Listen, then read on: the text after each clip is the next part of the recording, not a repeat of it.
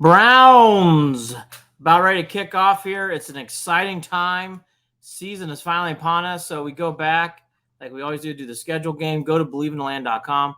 I did a schedule game when the schedule came out originally back in May, and did it again here this week to kind of go through after the preseason. And I think the big thing that really stands out to me this year to the Browns is the defense. The defense is well improved, especially on defensive line.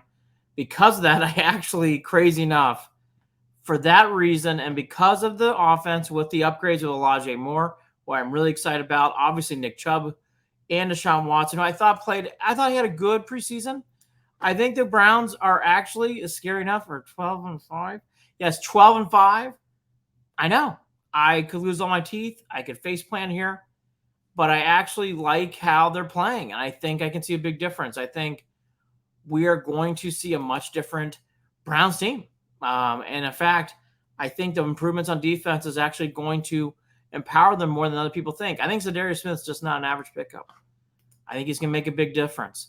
Elijah Moore, I've only seen one preseason game, and he excited me a lot. That Commanders game, you can see the Browns want to use him a lot. I think it's exciting. It's an Eric Metcalf type of feel, which we haven't really had in the Browns.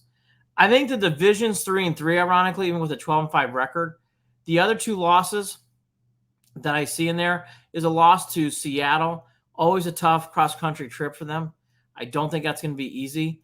And then Jacksonville at home. I think Jacksonville, for whatever reason, is always giving the Browns fits.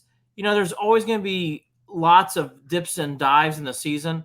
The Niners early on is not easy, but it is after a bye, so I'm hoping that gives them a chance to prepare for a very talented team. They also go to the West Coast. They play in Denver. They play in Los Angeles back-to-back weeks. We will see if the Browns are able to tackle.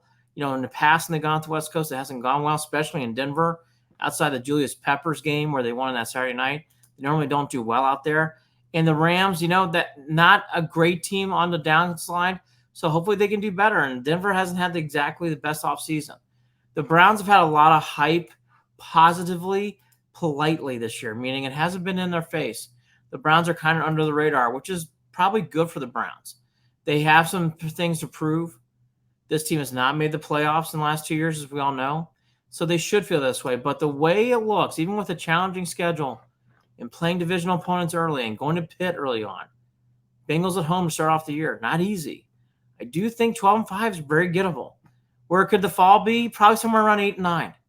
So it's in that gap, but I do like it high. I'm going high on the Browns, 12-5. BelieveInTheLand.com for the actual breakdown between game to game. Be here all season long.